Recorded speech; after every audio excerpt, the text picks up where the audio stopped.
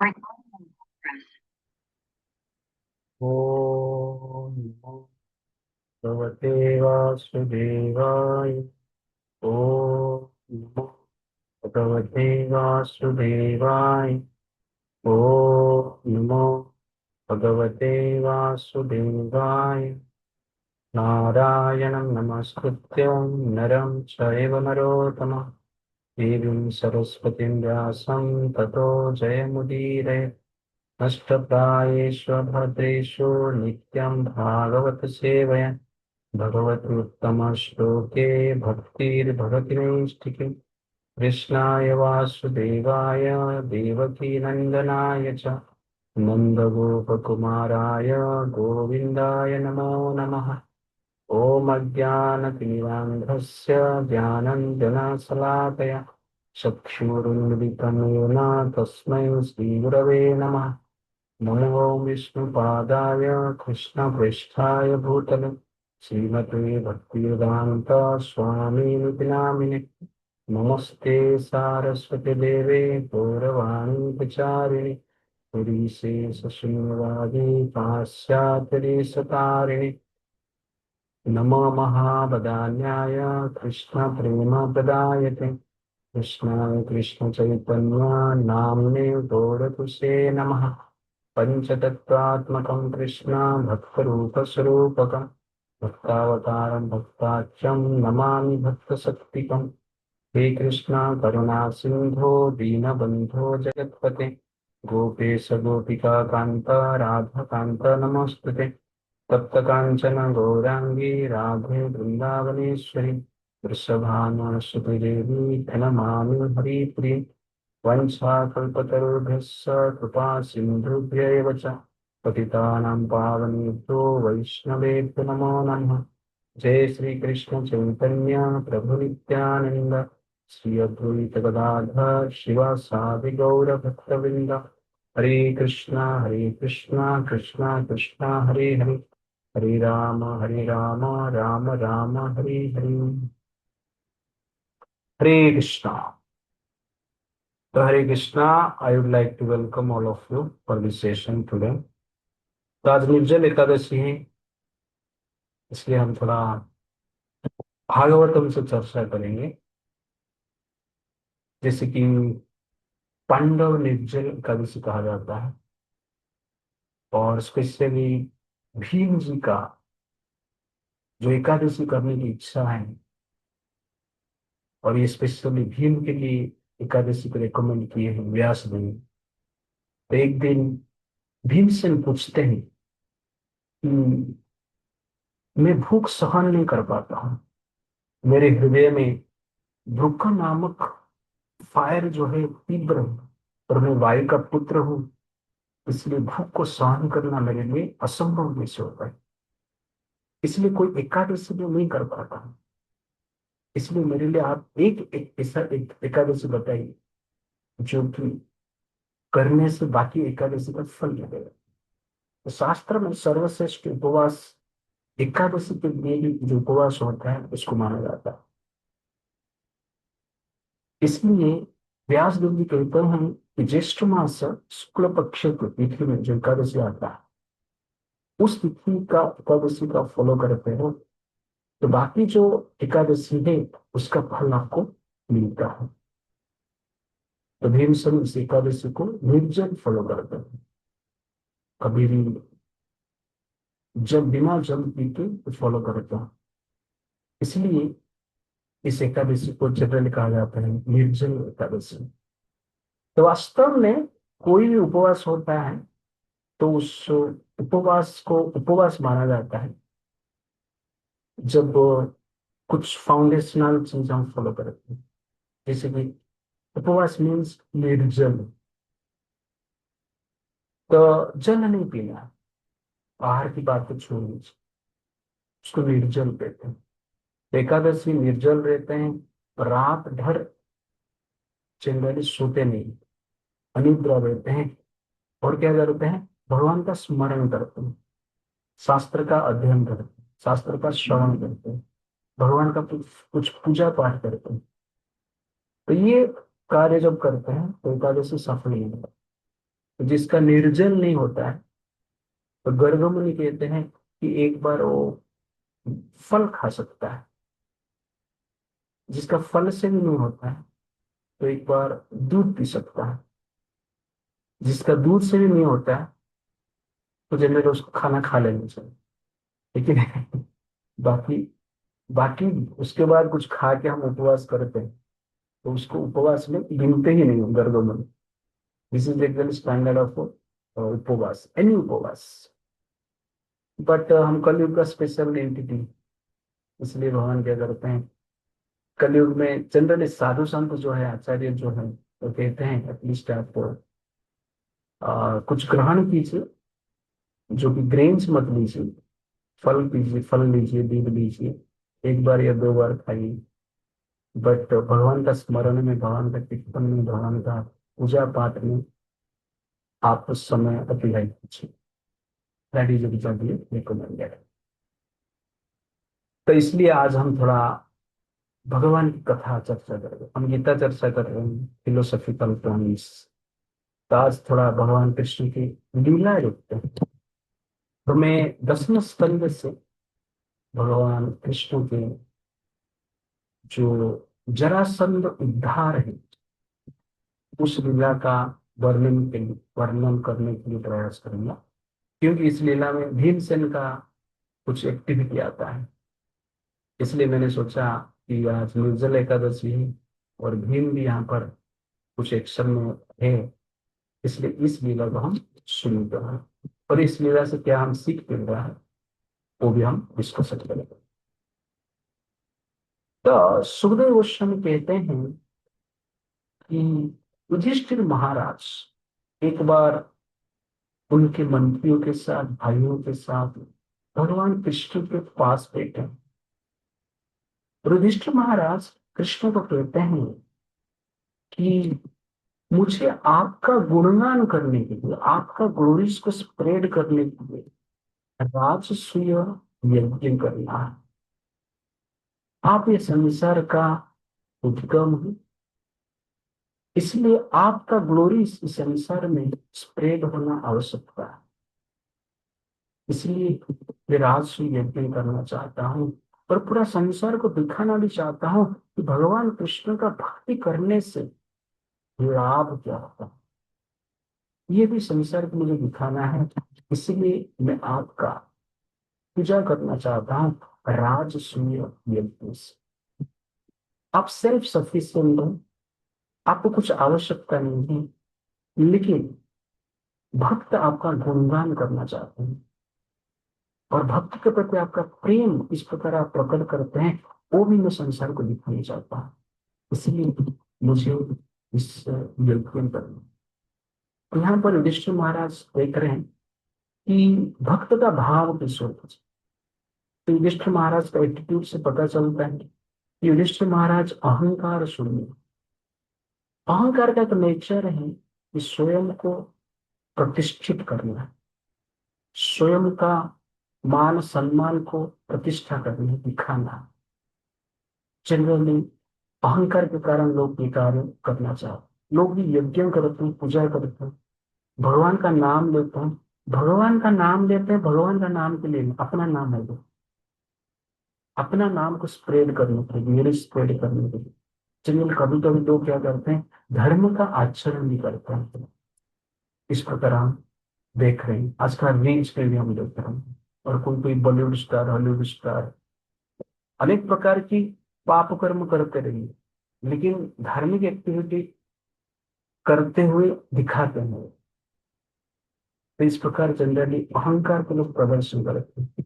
और यहाँ पर हम देख रहे हैं कि युधिष्ठिर महाराज भगवान का गुणगान करने के, भगवान का नाम को स्प्रेड करने के लिए यज्ञ करना चाहते हैं।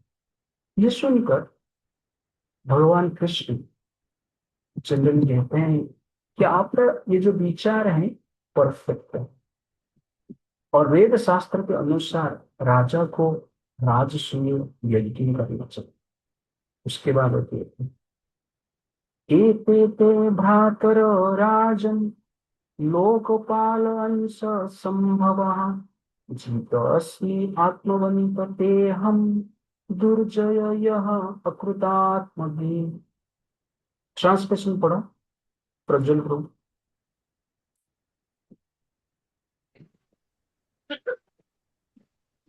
These brothers of yours, O king, have taken birth as partial expansions of the demigods ruling various planets. And you are so self controlled that you have conquered even me, who am unconquerable for those who cannot control their senses. तो भगवान यार महत्वपूर्ण बात बता दे। एक तो भरतर हो राजन, हे राजन आपके जो भाई है, आप भी जो है लोकपालन से संभव, अब देवता के अंश से जन्म लिए, चितोस्मी आत्मवत किया, पर आप अपना इंद्रियों को नियंत्रण किए हैं, इसलिए मुझे जीत लिए।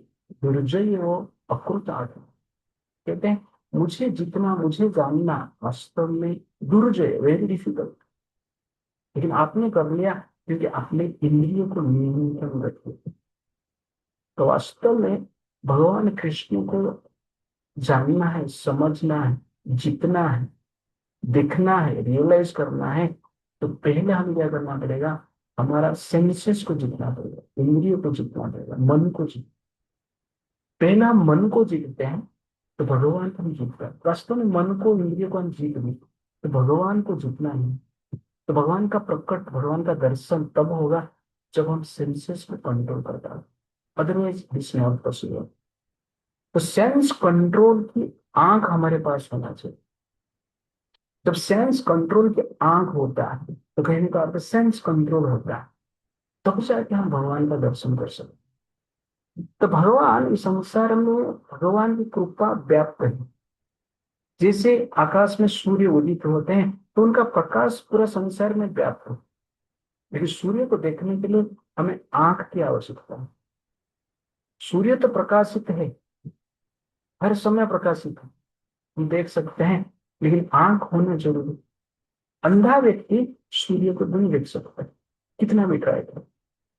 ठीक उसी प्रकार सब लोग कहते हैं कि भगवान को दिखाओ, भगवान को दिखाओ। भगवान क्यों नहीं दिखते? भगवान दिखते हैं हर समय, हर जगह पर भगवान का प्रेजेंस है, लेकिन भगवान को देखने के लिए जो आंख है, यहाँ पर भगवान कहते हैं जीतो अस्मि आत्म बताते हैं। वास्तव में जो इंद्रियों को कंट्रोल करता है, सेंस को कंट्रोल करता है, वो व्यक्ति भगवान का दर्शन कर सकता है, और कोई दर्शन नहीं कर सकता। जैसे अंधा व्यक्ति सूर्य को देख नहीं सकता है, ठीक उसी प्रकार जो इंद्रियों को जीत नहीं सकता है, इंद्रिय तृप्ति में लगे हैं, तो भगवान का दर्शन करने असंभव है। इसलिए भगवान का दर्शन कैसे होता है, स्वयं भगवान यहाँ पर बोलते हैं कि आप सेंस कंट्रोल करो, तो उसके बाद मेरा दर्शन आप अपने आप कर सकते हो। सूर्य जिस प्रकार प्रकाशित है हर समय, वैसे भगवान का कृपा हर समय है, हर पल है, बट हमें को क्वालिफिकेशन चाहिए, और उस क्वालिफिकेशन को भगवान कहते हैं सेंस कंट्रोल। और जो अहंकारी व्यक्ति रहते हैं वो सेंस कंट्रोल नहीं करता, निरहंकारी व्यक्ति ही सेंस कंट्रोल करता है। इसीलिए सेंस कंट्रोल करने के लिए वास्तव में हमें निरहंकारी होना पड़ेगा। सेंसेस के पास पावर है, मन के पास पावर है, लेकिन जब अहंकारी हो जाता है, हम सेंसेस और माइंड को कंट्रोल नहीं कर पाते। अहंकार के प्रभाव से, अहंकार का कॉन्सेप्शन से माइंड सेंसेस कार्य करते, तो भगवान को हम देख नहीं सकते, क्योंकि भगवान जो है निरहंकार का एम्बोडिमेंट है। इसलिए निरहंकार को, एम्बोडिमेंट को देखने के लिए हमें भी निरहंकार होना पड़ता है। ये कृष्ण का स्पेशलिटी। कृष्ण में सोचिए, ये स्वयं भगवान है, और इस संसार में जनरली आते हैं, गोचारण करते हैं, ग्वाल बालक के साथ खेलते हैं, घूमते हैं, गोपियों के साथ नाचते हैं, मटका फोड़ते हैं, दूध दही माखन चोरी करते हैं। तो ये साधारण एक्टिविटी, ये प्रमाण करता है भगवान जनरली निरहंकार का मूर्तिमंत प्रतीक, नम्रता का मूर्तिमंत प्रतीक। इसलिए उस नम्र supreme personality God head of Namrata, humility, उसको देखने के लिए हमें ये नम्रता और निरहंकार अत्यंत आवश्यकता है। और निरहंकारी व्यक्ति सेंस को कंट्रोल कर पाता है, और अहंकार व्यक्ति सेंस को कंट्रोल नहीं कर सकते हैं, सेंस को जनरली एंजॉय करने की इच्छा करते हैं। इसलिए भगवान यहाँ पर कहते हैं कि आपने मुझे दर्शन देख पाए, जान पाए, क्योंकि आप इंद्रियों को वश में हो। ये फंडामेंटल आइडिया है और इस चीज को हमें हर पल ध्यान रखना चाहिए। कभी कभी फ्रस्ट्रेट हो जाए, फिर भगवान दिखते नहीं, अरे आंख ऑपरेशन किया है क्या, फिर दिखेंगे, सेंस कंट्रोल हुआ है क्या, तो हमें पता चलता है हम सेंस कंट्रोल कर पा रहे हैं या नहीं कर पा रहे। दुनिया दुनिया को पता चले या नहीं चले, हमें पता चलता है। इसलिए जनरल सेंस संयम की आवश्यकता है, सेंस कंट्रोल की आवश्यकता है, इसलिए वेरी इंपॉर्टेंट है। उसके बाद भगवान के न कश्चित मत परम लोक तेजसा यशसा स्यः विभूतिः वा अभिभवेत् देवापि किमु पार्थिवः। ओके, ट्रांसलेशन पढ़ो तीर्थ जी। No one in this world, even a demigod, what to speak of an earthly king, can defeat my devotee with his strength, beauty, fame, or riches. Okay, यहाँ पर भगवान कहते हैं न कश्चित मत परम लोके तेजसा यशसा। कहते हैं इस संसार में देवता भी मेरे भक्तों को पराजित नहीं कर पाए, इसमें स्ट्रेंथ में, ब्यूटी में, फेम में, रिचेस में। जनरल लोग कहते हैं कृष्ण का भक्त जो है गरीब होता है, पर जनरल ऐसा नहीं है। अब भागवतम में आप देखेंगे कृष्ण का भक्त का ही वर्णन है और हर भक्त राजा है।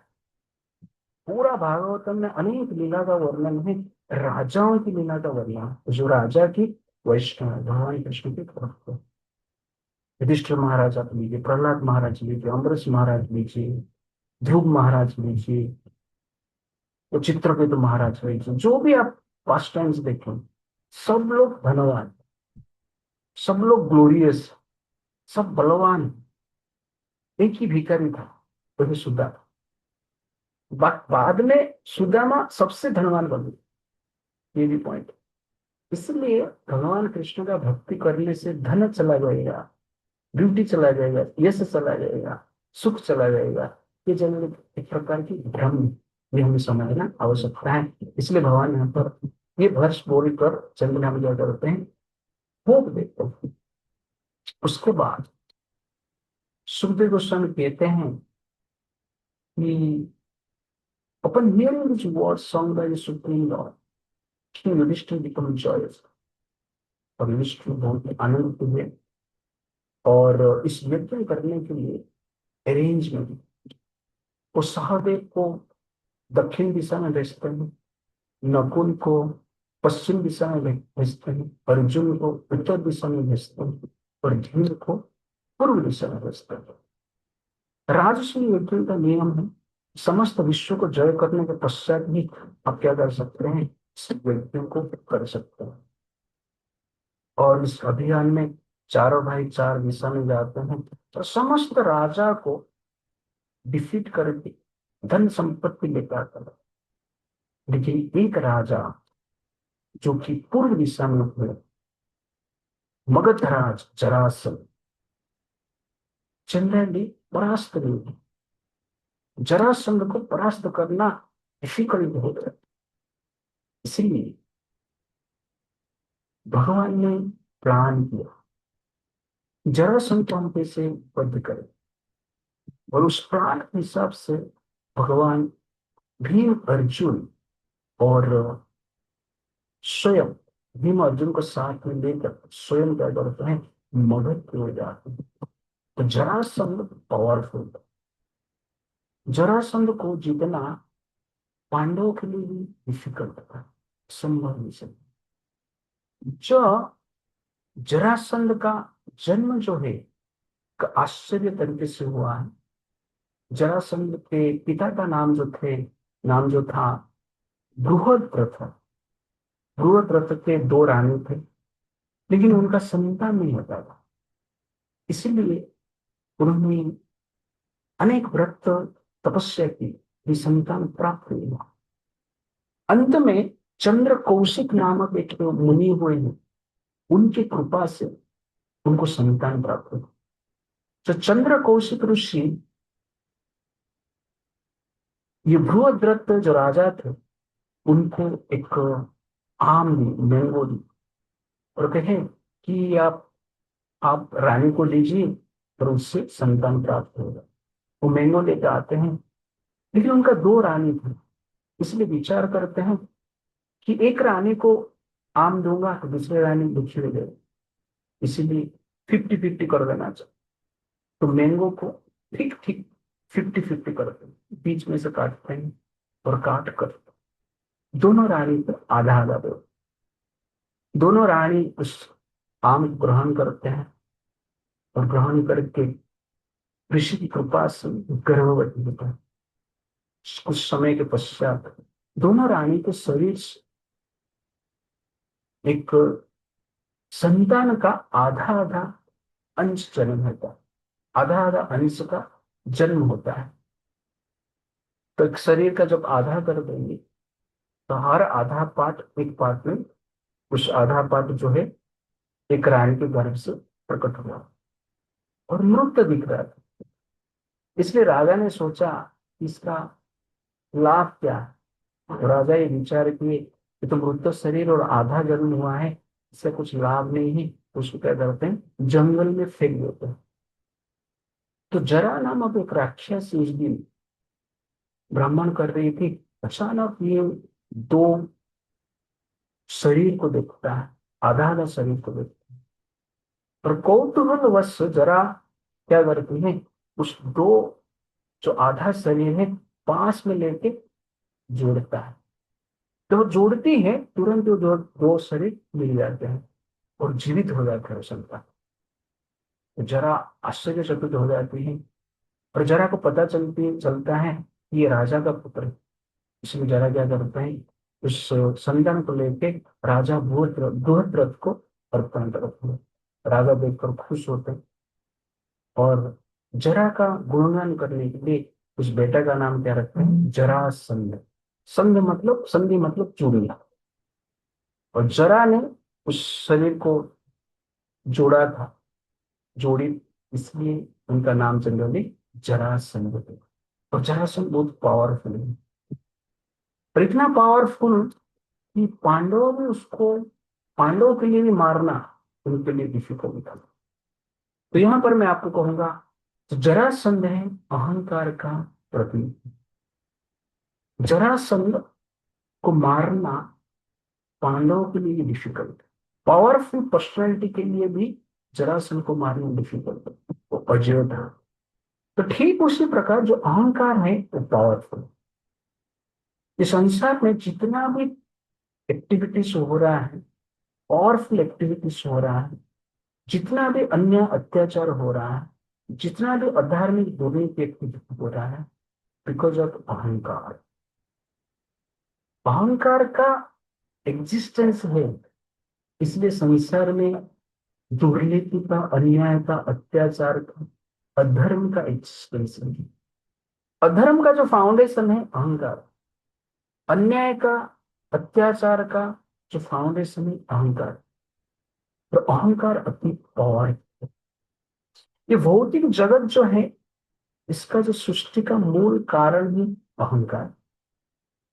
The existence of material world is false ego. False ego का फाउंडेशन भी संसार टिका है,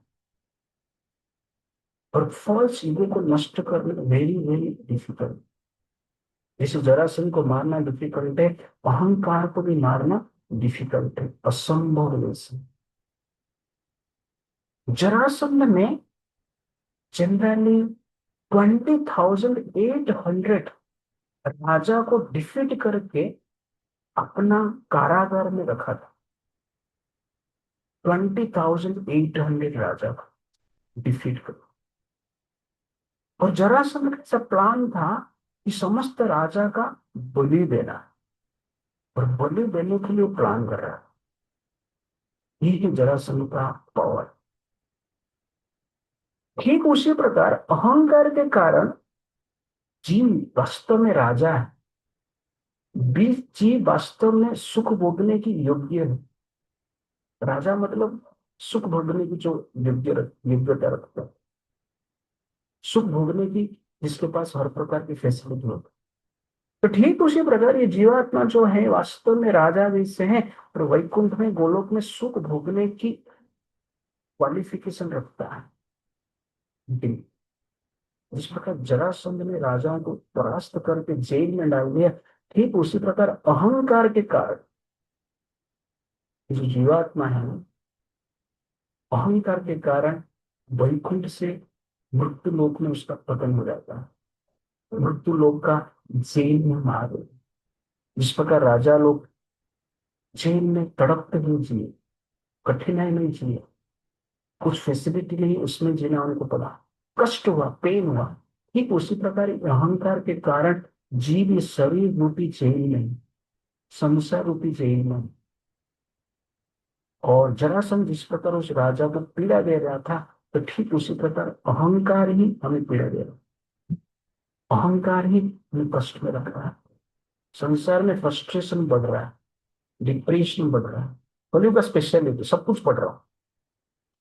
कलयुग में फैसिलिटीज बढ़ रहा है, गैजेट्स बढ़ रहा है, कंफर्ट्स बढ़ रहा है, पॉपुलेशन भी बढ़ रहा है, ड्रेसेस भी बढ़ रहा है, इंडस्ट्री भी बढ़ रहा है, कार भी बढ़ रहा है, बंगलो भी बढ़ रहा है, उसके साथ साथ अहंकार भी बढ़ रहा है। और अहंकार जो बढ़ता है वास्तव में पेन भी बढ़ता है, प्रॉब्लम भी बढ़ता है, समस्या भी बढ़ता है। श्री जरासंध पावरफुल और राजाओं को जेल में रखा था, ठीक उसी प्रकार अहंकार भी पावरफुल है और हमें जेल में रखा है, इस संसार का बंधन में रखा है। संसार से मुक्त होना डिफिकल्ट हो जाता है, क्योंकि अहंकार को डिफीट करना रियली रियली डिफिकल्ट है। तो ये अहंकार क्या है? अहंकार एक मिसकंसेप्शन, रियल कंसेप्शन नहीं। मिसकंसेप्शन से हम जिएंगे तो वास्तव में क्या है, पेन। तो अहंकार का अर्थ है I am the cause of things. अहंकार, वह मतलब आई, कार मतलब कारण। I am the cause of creation. I am the cause of enjoyer. I am the cause of controller. I am the doer. I am everything. इस प्रकार की जो misconception है उसको अहंकार कहते हैं। और इस मिसकंसेप्शन को जब हम तोड़ते हैं, वास्तव में वो अहंकार है। जब हम कहते हैं I am human being, I am human, ये अहंकार है। जब हम कहते हैं I am Indian, I am American, I am Pakistan, I am this and that, is अहंकार। I am Hindu, Muslim, Christian, this is अहंकार। I am a man, I am a woman, maybe अहंकार, an engineer, doctor, IAS officer, politicians, agree, that is अहंकार। I am CEO, MD, that is also अहंकार। I am powerful, I am beautiful, I am ugly, that is also अहंकार। I am poor, I am rich, that is also अहंकार। इस सबको misconception है।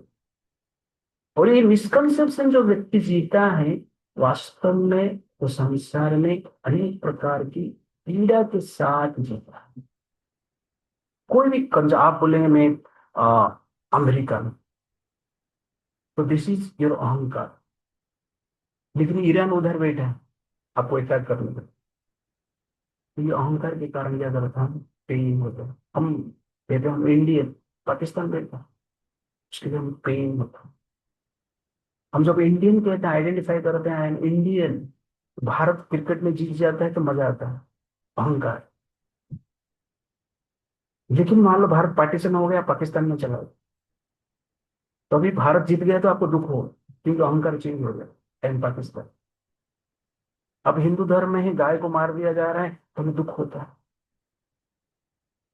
क्योंकि ये अहंकार है हमारा, गाय हमारा माता है। अच्छा, बट अब मुस्लिम बन जाते हो कि आपका अहंकार चेंज हो जाता है, तो गाय हम खाते हैं, गाय को मार कर खा जाते, अहंकार। तो कोई कोई कहता है कि मैं स्त्री हूँ, वुमेन्स राइट, तो कंट्रोल करना चाहते हैं पुरुष को, अहंकार, कॉन्फ्लिक्ट, फाइटिंग। कोई कहता है मैं पुरुष हूँ, स्त्री को कंट्रोल करना चाहते हैं, अहंकार, कॉन्फ्लिक्ट, फाइटिंग। संसार में आप देखेंगे ये जो मिसकंसेप्शन है, मिस आइडेंटिफिकेशन है, वास्तव में हर प्रॉब्लम का कारण। आई एम रिच, तो आप गरीब लोग को देखेंगे तिरस्कार करें, और आपसे सुप्रीम को आए या ज्यादा रिच मैन आ गए तो एक साथ पढ़ो, आई एम ब्यूटीफुल, मैं बहुत या सुंदर हूँ, तो आपको भोग करने की प्रबल इच्छा होगा, लोगों को अटेंशन खींचने की प्रबल इच्छा होगी। तो हर एक्शन जो होता है वास्तव में मिसकंसेप्शन के कारण होता है। तो एक्शन बाद में, पहले अहंकार है। बिकॉज ऑफ मिसकंसेप्शन हम जनरली क्या करते हैं, रॉन्ग एक्शन करते हैं। रॉन्ग एक्शन के कारण फ्रस्ट्रेशन, डिप्रेशन होता है। तो कलयुग में, वर्तमान मॉडर्न लाइफ में हमारे पास फैसिलिटीज अधिक है, लेकिन मिसकंसेप्शन भी अधिक। और इस मिसकंसेप्शन के कारण चल रही है, अरे हर व्यक्ति ध्यान से आप देखेंगे, हम जनरली कहते हैं कि मेरा शरीर या मैं कुछ हूँ। ये ध्यान से आप देखेंगे, ये जो जीवात्मा भी है वो हमारा क्रिएशन नहीं है, स्वयं क्रिएशन नहीं है। जीवात्मा भी भगवान का अंश है। तो निरहंकार मतलब क्या है, हम सोचना चाहिए कि हम भगवान के अंश, दैट इज निरहंकार। अहंकार मतलब क्या है, मैं स्पेशल आत्मा हूं, लेकिन मैं स्पेशल। आत्मा का भी आइडेंटिफिकेशन रहेगा, लेकिन भगवान का अंश हम भूल जाएंगे तो प्रॉब्लम। ध्यान से देखेंगे कि जो जीवात्मा भी है ये कृष्ण के साथ कनेक्टेड है, लेकिन हम जब भगवान का अंश भूलकर हम स्वयं आत्मा भी मानेंगे। जरासंध भी जानता था कि हम आत्मा है, आगे हम देखेंगे। जरासंध भी जानता है पुनर्जन्म होता है, स्वर्ग में जाते हैं, लेकिन कृष्ण के साथ कनेक्शन को नहीं समझे। इसलिए भगवान कहते हैं मम एव अंश जीव लोक जीव भूत सनातन। ये आइडेंटिफिकेशन हमारा होना चाहिए कि हम भगवान का अंश है, और भगवान का अंश होने के कारण हम भगवान के दास सेवक। जैसे ये हाथ शरीर का अंश है, तो शरीर का सेवा करना हाथ का धर्म है। हाथ बोलेगा मैं इंडिपेंडेंटली जीना चाहता हूँ, शरीर से अलग हो जाना चाहता हूँ, ठीक है, काट दो। काट देंगे हाथ को तो क्या हो जाएगा, हाथ तक यूजलेस हो जाएगा।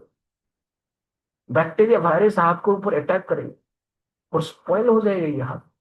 अभी हाथ हमारा शरीर के साथ कनेक्टेड है, बैक्टीरिया वायरस बाहर है, लेकिन हाथ स्पॉइल नहीं हो रहा है।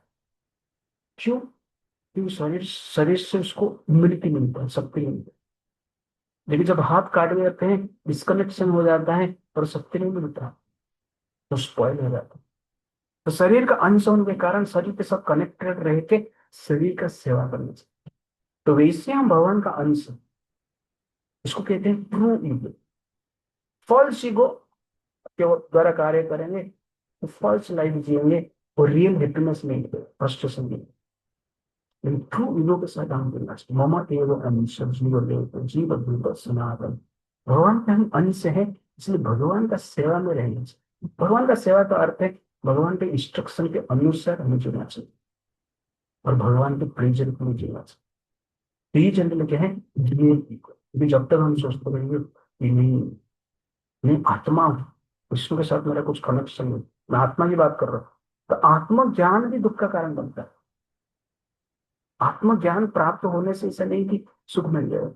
कृष्ण का हम अंश है, कृष्ण का सेवक, जीवन स्वरूप है नित्य कृष्णदास। चैतन्य महाप्रभु के कृष्ण का हम विटामिन सेवन, जैसे हमारा हाथ है, शरीर का सेवा करेंगे तब जाके हाथ भी ठीक ठाक रहता है।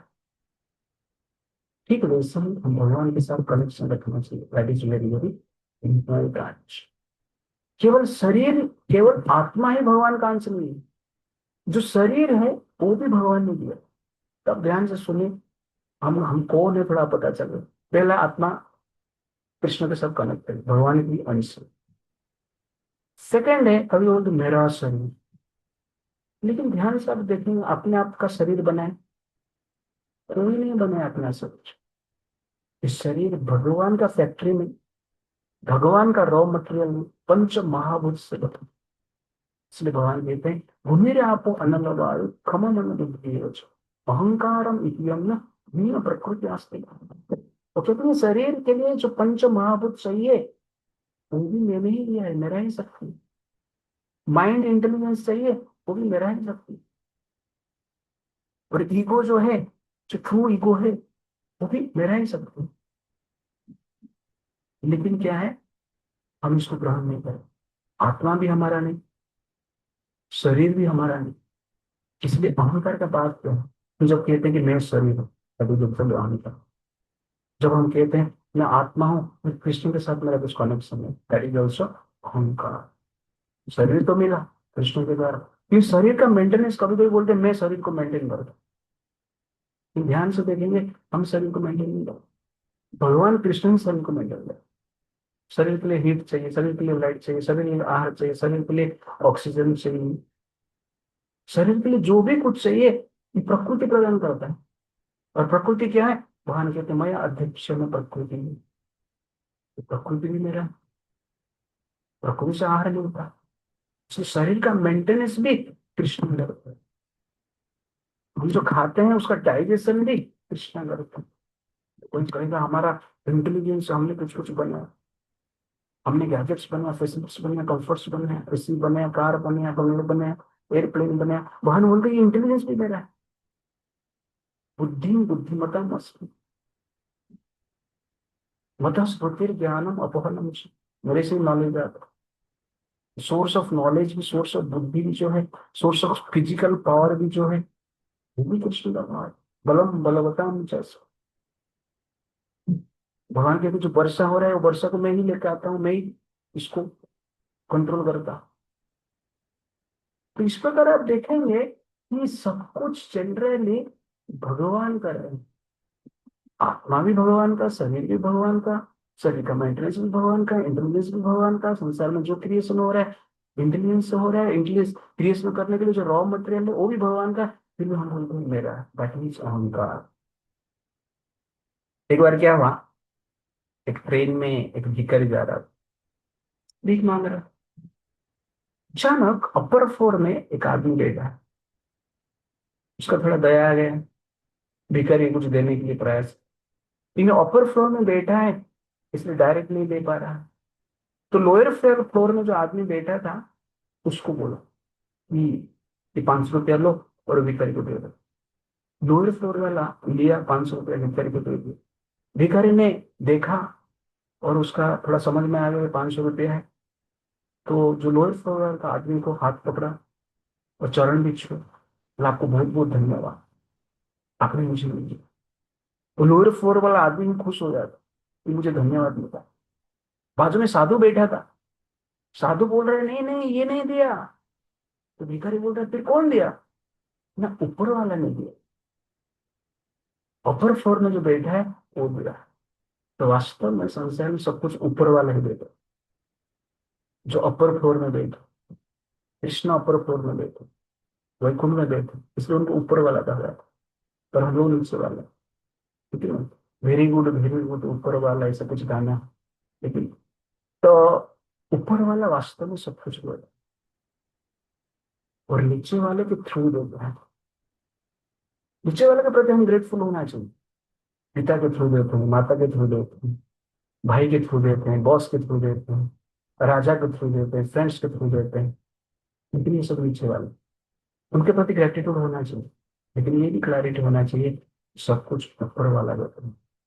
जिसमें हमने डिस्कशन किया है, वास्तव में सब कुछ ऊपर वाला देता है। ये जब जान लेता है व्यक्ति अहंकार शून्य होता है।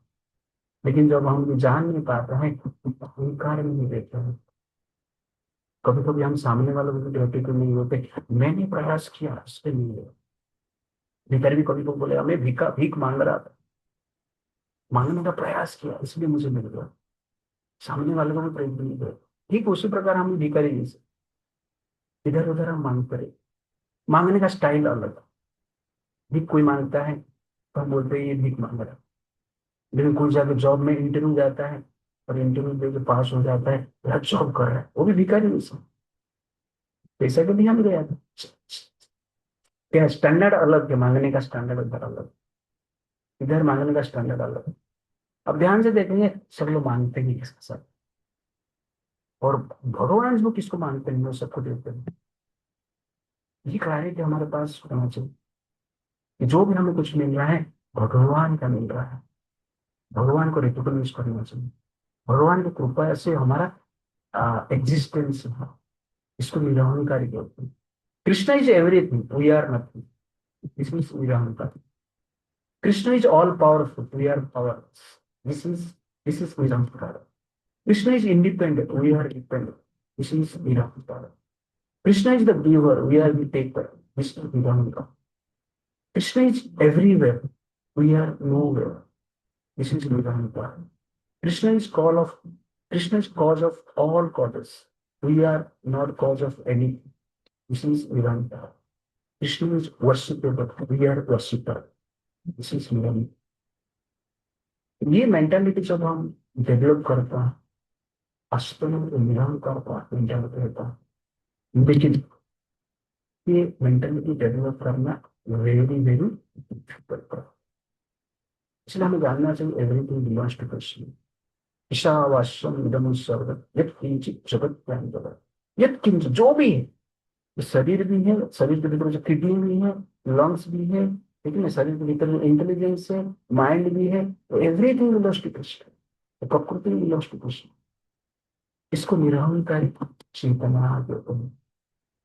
और एक अहंकार क्या है, गीता में भगवान कहता है, मच्चित मतगत मच्चित सर्व दुर्गानि मत प्रसादा तरीष्यसि अथ चेत्त्वम अहंकारात् न सोयसी विनाक्ष्यसि। 18 चैप्टर में भगवान कहता है, मच्चित सर्व दुर्गा। अर्जुन, आप मेरा बात सुनोगे तो समस्त दुर्गति से बच जाएगा। अथ चेत्त्वम अहंकारात् न सोयसी विनाक्ष्यसि। अहंकार के कारण आप नहीं सुनेंगे तो क्या होगा, आपका विनाश होगा। तो वास्तव में यहां पर एक अहंकार का डिफिनेशन है कि भगवान को फॉलो करना ही निरंकार है और भगवान को फॉलो नहीं करना ही अहंकार। Simple definition.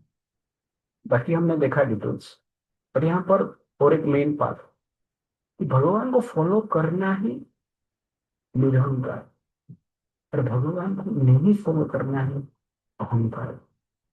अर्जुन को यहाँ पर बोलते हैं, तुम अहंकार का कारण बोल रहे हैं कि मुझे युद्ध नहीं करना, मैं कह रहा हूं युद्ध करो तो आपका प्रोटेक्शन है, सुख मिलेगा, अंत में मेरे पास होगा। लेकिन नहीं तो आपका युद्ध भी हारोगे और संसार में जन्म मृत्यु का चक्र से बंधन के बाद। इसलिए भगवान को फॉलो करना वास्तव में सुख, वास्तव में निरहंकारी जीवन। और ध्यान से आप देखेंगे, हम भगवान का सिस्टम में जहां जहां भी इंटरफेयर किए हैं वहां पे प्रॉब्लम शुरू। तो भगवान का इंस्ट्रक्शन क्या है, शादी करो और एंजॉयमेंट करो।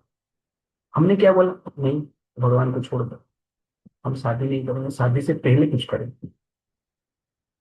तो क्या होता है, सोसाइटी में प्रॉब्लम्स देख रहे, फैमिली इश्यूज देख रहे, रिलेशनशिप का प्रॉब्लम देख रहे। शादी से पहले रिलेशनशिप की आपने देखा, केतन चेतन, ठीक है, और सिया गोयल का स्टोरी आपने देखा। ये सब क्यों हो रहा है, पहले भी लड़का लड़की थे, लेकिन ऐसा नहीं होता क्योंकि हमने भगवान का इंस्ट्रक्शन को फॉलो नहीं। भगवान कहते हैं कि अपनी स्त्री के अलावा कोई स्त्री के साथ संबंध नहीं रखना चाहिए। नहीं नहीं, हम वाइफ शॉपिंग करेंगे, हम अपनी सब समझेंगे। तो संसार में देखिए, कोई भी इस प्रकार जो फैमिली फॉलो करते हैं, वेस्टर्न वर्ल्ड इस प्रकार चलता है, इसलिए सुख नहीं। भगवान कहते हैं ब्रह्मचर्य फॉलो करना चाहिए। नहीं, ब्रह्मचर्य क्यों फॉलो करें, अपने हिसाब से हम ब्रह्मचर्य लॉस करेंगे। ये तो नेचुरल होता है। तो उसका परिणाम हम देख रहे हैं कि हमारा concentration, determination, health, memory, peace of mind, ठीक है, और गर्लफ्रेंड बॉयफ्रेंड, ये सब के संसार में बढ़ रहा है। कृष्ण कहते हैं फॉलो द ट्रूथ। हम बोलते नहीं हम करप्शन करेंगे, और करप्शन का परिणाम देखिए, भारत में कोई भी चीज भी प्योर नहीं। भारत में क्या प्रोग्रेस, ना फूड प्योर है, ना तेल प्योर है, ना और कोई कोई एक्टिविटी भी प्योर है। कॉन्ट्रैक्ट लेते हैं करोड़ों का, हजार हजार करोड़ का लेंगे, रोड ऐसे ही बनेगा, कंपनी माल ऐसे ही बनेगा, डुप्लीकेट बनेगा। इसलिए ट्रूथ को फॉलो नहीं करेंगे तो प्रॉब्लम है। कृष्ण कहते हैं वैदिक स्क्रिप्चर को स्टडी करो। नहीं नहीं, हम फिजिक्स केमिस्ट्री बायोलॉजी ये सब पढ़ते रहेंगे, बाकी नॉवेल्स पढ़ते रहेंगे। लेकिन इसका परिणाम क्या होता है, तो आज हम देख रहे हैं, हम किसका बात नहीं सुनते। सब लोग जनरली क्या है, सेवा की भाव नष्ट हो गया, रिस्पेक्ट की भाव नष्ट हो गया, क्योंकि हमने वेदिक स्क्रिप्चर को स्टडी किया। कृष्ण कहते हैं आयुर्वेदा को फॉलो करो, भगवान ने मेडिसिन बनाया, नहीं हम लोग एलोपैथी बनाए, फैक्ट्री बनाए, केमिकल फैक्ट्री बनाए, air pollution, mind pollution, surgery pollution, 100 साल का आदमी जंगल 50 साल में जाए, ये भी प्रॉब्लम है। कृष्ण कहते हैं फूड को नेचुरल ग्रो करो, नहीं हम नेचुरल ग्रो नहीं करेंगे, आप आर्टिफिशियल फर्टिलाइजर इंसेक्टिसाइड यूज करेंगे, उसका परिणाम से आप देख रहे हैं आहार से ही कैंसर हो रहा है। आहार ही जो कि पोषण का कारण है, वो शोषण का कारण बन रहा है। कृष्ण कहते हैं गाय का पालन करो, गाय का गोबर का यूज करो, हम गाय का मांस खाएं, तो इसका परिणाम से आप देखते हैं समाज में जनरली नकारात्मक विचार बढ़ रहा है, पापाचार बढ़ रहा है। कृष्ण कहते हैं ब्राह्मण को फॉलो करे, ब्राह्मण को क्या जरूरत है, वो टाइम पास करते रहते हैं, उनका जरूरत नहीं, हमें साइंटिस्ट चाहिए, हमें इंजीनियर चाहिए, डॉक्टर चाहिए। और ब्राह्मण को हमने रिजेक्ट कर दिया तो वास्तव में सुख को रिजेक्ट कर दिया, शांति को रिजेक्ट कर दिया, परिवार को रिजेक्ट कर दिया, मुक्ति को रिजेक्ट कर दिया। इस प्रकार देखेंगे कृष्ण का इंस्ट्रक्शन को नहीं मानने के कारण ही प्रॉब्लम होता है, और कृष्ण के इंस्ट्रक्शन को नहीं मानना ही वास्तव में क्या है, अहंकार। और कृष्ण का इंस्ट्रक्शन को मानना है क्या है, वास्तव में निरहंकार या ममता। जरासंध पावर, उसको मारना डिफिकल्ट है, वैसे अहंकार को मारना डिफिकल्ट है। सब ये जानते, सब अनुभव भी करते, मार भी खाते हैं, फिर भी अहंकार नहीं जाता, फिर भी लोग बोलते भगवान नहीं, वेदिक स्क्रिप्चर रॉन्ग, वे विश्वास नहीं करते हैं, ये सब लोग ढोंग हैं। इस प्रकार अहंकार के कारण हम करते हैं। जरासंध को मारने के प्लान अभी भगवान करो, वैसे अहंकार को मारने का प्लान हम करेंगे, कैसे करेंगे हम देखेंगे। तो भगवान जब सुनते हैं कि जरासंध बच गया है, उसको मारना पड़ेगा, तो कृष्णा, अर्जुन, भीमसेन और स्वयं कृष्ण मिलकर मगध में जाता है जरासंध को मारने। ब्राह्मण वेश धारण करते हैं तीनों, और जरासंध के महल में जाते हैं। जरासंध जिस समय पे गेस्ट रिसेप्शन करते हैं उस समय पे पहुंचते हैं, तो पहुंच कर भगवान कृष्ण उनको कहते हैं कि हम ब्राह्मण हैं और आपसे कुछ दान मांगने के लिए आए हैं, इसलिए आप उसे कुछ दान दीजिए। तो ये बात बोलते हुए भगवान सुंदर वर्ष देते हैं, मेरे पीछे अशोक प्रभु पढ़िए।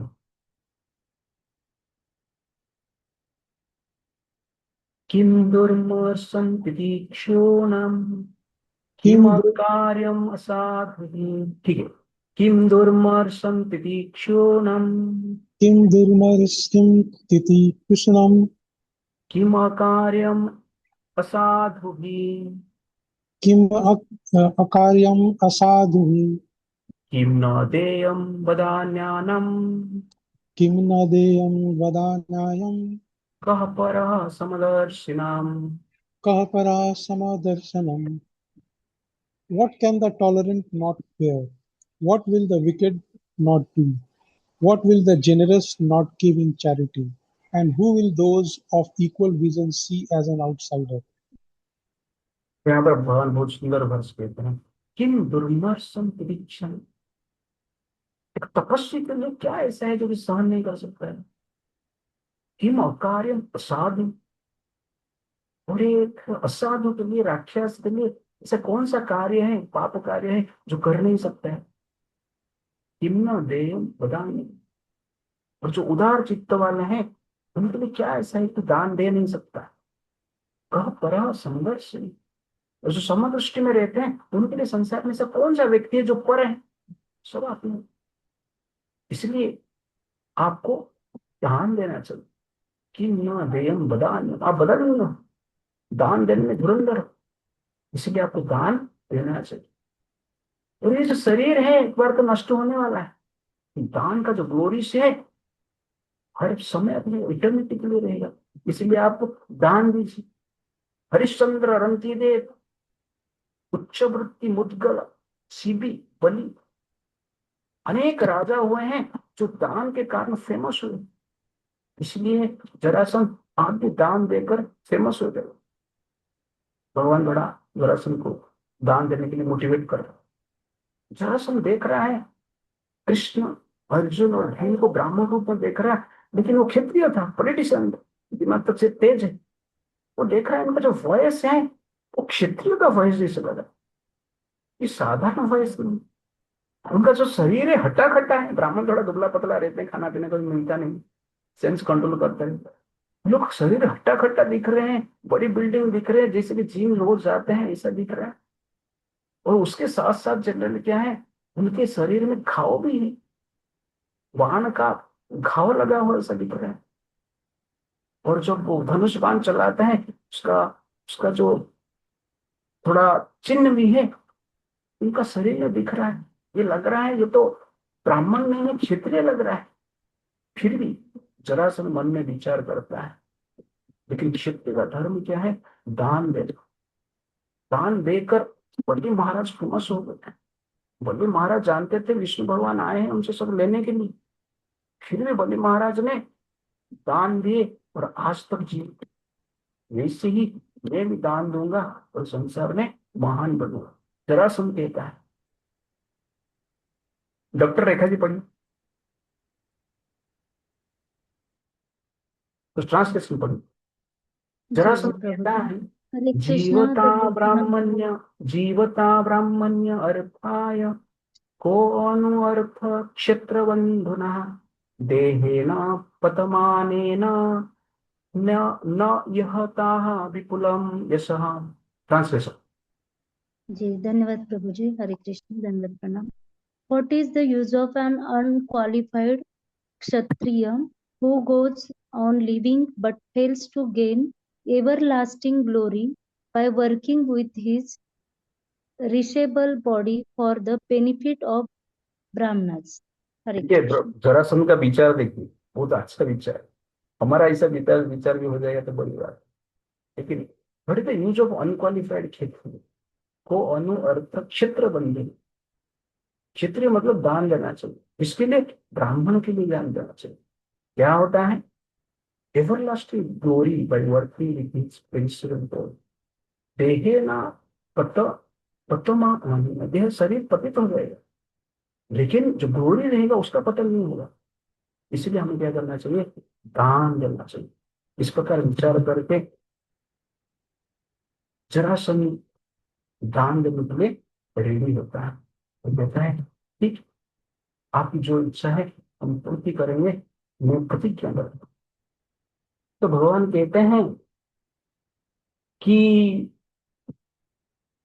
आप जो देख रहे हैं हमें तीनों को, वास्तव में हम ब्राह्मण नहीं हैं। अभी सच बोल रहा था, ये जो है बाजू में मेरा ये अर्जुन, और ये थोड़ा मोटा व्यक्ति जो देख रहे हैं ये भीम। अभी तो आप मुझे पहचान जाएंगे मैं कौन, आपका प्रिय मित्र कृष्ण। इस प्रकार अर्जुन के भगवान क्या करते हैं, इंट्रोडक्शन करो और कहते हैं कि आप दान में थोड़ा फाइटिंग दे दीजिए, हम आपके साथ मल्ल युद्ध करना चाहते, और हम तीनों में से किसको भी आप चॉइस कीजिए और तीनों के साथ युद्ध कीजिए। ये सुनकर जरासंध आश्चर्य भी होता है और जोर जोर से हंसता है और कहता है कि मल्ल युद्ध के लिए कृष्ण आप रिजेक्टेड, आपके साथ क्या युद्ध करते, लास्ट टाइम मुझे डर क्या भाग गए और जाकर सागर में छुप गए, इसलिए आप मेरे लिए एलिजिबल नहीं युद्ध करने। और ये अर्जुन, ये तो मेरे से छोटा है, दुबला पतला भी दिख रहा है, ये मेरे साथ युद्ध नहीं कर सकता। लेकिन भीम जो है इनके साथ मैं युद्ध कर सकता है, इनके साथ मन युद्ध करता हूँ, ये मेरे साथ पे है क्वालिफाइड। तो जरासंध भीम को क्या करता है, सोच करता है। उसके बाद भीम के साथ जरासंध का युद्ध होता है। पहले गदा युद्ध होता है, गधा जनरली चूर्ण हो जाता है। उसके बाद मल्ल युद्ध होता है, एक थप्पड़ मारता है वो थप्पड़ मारता है, ऐसा घमासान युद्ध चलता है। 28 दिन तक चलता है कंटिन्यूस, 28 डेज, 28 डेज तक जरासंध को भीमसेन नहीं मार पा रहे युद्ध कर। तो ठीक उसी प्रकार अहंकार भी हमारा है। वास्तव में जो भक्त है उनका युद्ध और किसके साथ नहीं, वास्तव में जो डिवोशनल सर्कल में है वो अहंकार के साथ युद्ध करता है। हम एक योद्धा है, वॉरियर, भीमसेन। और हमारा जो युद्ध है अहंकार के साथ नित्य निरंतर चलता रहता है। जैसे भीमसेन का युद्ध प्रतिदिन चल रहा था, हमारा भी प्रतिदिन युद्ध चलता है अहंकार के साथ। इस प्रकार भीमसेन जरासंध को मारने के लिए लालायित तो थे, लेकिन मार नहीं पा रहे थे, मार खा रहे थे, मार रहे थे, लेकिन थक गए थे। 27 दिन तक फाइटिंग की, 28 दिन में मरेंगे, बट 27 दिन तक थक गए। ठीक उसी प्रकार हम अहंकार के साथ भक्त होकर युद्ध करते हैं। अहंकार हमारा कहता है अरे क्या भक्ति करेगा, लेकिन भक्त का भाव कहता है नहीं, मुझे भक्ति करनी है। अहंकार कहता है क्या निर्जला एकादशी, क्या एकादशी उपवास सब करनी, ये सब जनरली जिसको काम धंधा नहीं वो सब करे। लेकिन भक्त केवल नहीं, मुझे एकादशी करना है, निर्जला भी करना है। तो ये फाइटिंग चलता है। अहंकार कहता है साधना मत करो, चैंपिंग मत करो, इतना स्टडी क्या करेगा, टेम्पल में क्या जाएगा, डांस करेगा, नाइट क्लब में जाओ डांस। अहंकार कहता है करप्शन करने की, अहंकार कहता है वो करने की, अहंकार कहता है डिसरिस्पेक्ट करने की। अब क्या जनरल क्या करना चाहिए, इस सबके साथ लड़ाई करना चाहिए। अहंकार कहता है अधर्म को फॉलो करने की, और कहता है ना ये धर्म को फॉलो करो। तो ये संघर्ष जो है अहंकार और जीवात्मा के बीच भक्ति उसका चलता है। इसकी एक लड़ाई, जिस पर भीमसेन कंटिन्यूसली लड़ाई कर रहे हैं, हमें भी कंटिन्यूसली लड़ाई करना पड़ा। भीमसेन 27 साल तक लड़ाई किए, 27 दिन तक लड़ाई किए, हमें 27 साल तक करना पड़ा। कभी कभी 27 लाइव भी हो सकता है, लेकिन थकना नहीं। जिस प्रकार भीमसेन जरासंध को मार नहीं पा रहे हैं, वैसे ही हम अहंकार को मार नहीं पाए। 27 दिन के बाद भीमसेन भगवान कृष्ण को पूछता हूँ, पहले पूछ लेना चाहिए। 27 दिन बोलने के बाद मार 27 दिन खाए, भगवान को पूछते हैं कि मुझे लग रहा है जरासंध को मैं मार नहीं पाए, 27 दिन हो गया, थक गया मार खा, आप कुछ उपाय मुझे बताइए। ये सुनकर कृष्ण बताते, कृष्ण भी बहुत चालू आराम से 27 दिन मजा ले रहे थे। उनको भी थोड़ा फाइटिंग फिल्म देखना चाहिए, देखने के लिए इच्छा था उनका। हम लोग जैसे फिल्म में देखने के लिए जाते हैं ना, इसको प्यार का सीन तो अच्छा लगता है, इसको फाइटिंग का सीन अच्छा लगता है। मैं बचपन में मिथुन का पिक्चर ज्यादा देखता था, फाइटिंग फाइटिंग रहता था ओके ना। तो भगवान भी 27 दिन का मजा लिए, पूरा शाम सुबह से लेकर शाम तक फाइटिंग में देखते थे। फ्रेंड में पूछते थे भीमसेन कैसा था, अच्छा लग रहा है क्या, तो ऐसा पूछते थे, लेकिन उपाय नहीं बताते थे। ठीक उसी प्रकार हमें भी जानना चाहिए कि अहंकार को हम अपना शक्ति से मार नहीं सकते, ये समझ लेना अत्यंत आवश्यक है। जरासंध आपको छोड़ेगा नहीं, अहंकार आपको छोड़ेगा नहीं। अहंकार वीक नहीं होता, अहंकार हर पल पावरफुल होता। अहंकार को मारना ही पड़ेगा। अहंकार जीवित है तो जनरल क्या है, सुख जीवित नहीं हो सकता, शांति जीवित नहीं हो सकती। एक बार एक साधु थे, इस साधु के पास एक राजा है। राजा ने कहा महाराज मुझे सुख चाहिए। सुख कहाँ पे मिलेगा, कहीं से मैं किस प्रकार मुझे सुख प्राप्त हो सकता। तो राजा ने कहा, साधु ने कहा मर जाओगे तो सुख पाओगे। राजा थोड़ा आश्चर्य हो गया, मैं यहाँ पे सुख मांग रहा हूँ, कुछ समाधान कर रहा हूँ, साधु बोल रहे मर जाओगे तो सुख पाओगे।